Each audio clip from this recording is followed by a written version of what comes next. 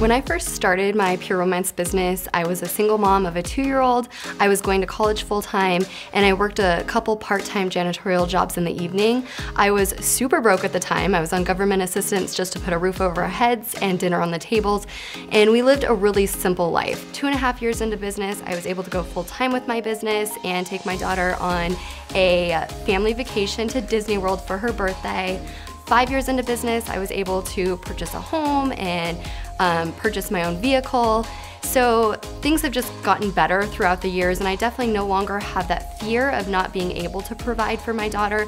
I know that as long as I put a consistent effort into my business, I'll be able to provide the things that we need, and as well as the things that we want in life. My advice is to stop doubting yourself and to set goals. I was once exactly where you are. I remember going to my first World Conference, sitting in the back of the room at awards night and watching all the ladies walk stage, and I remember thinking, oh, that is so cool, but that will never be me.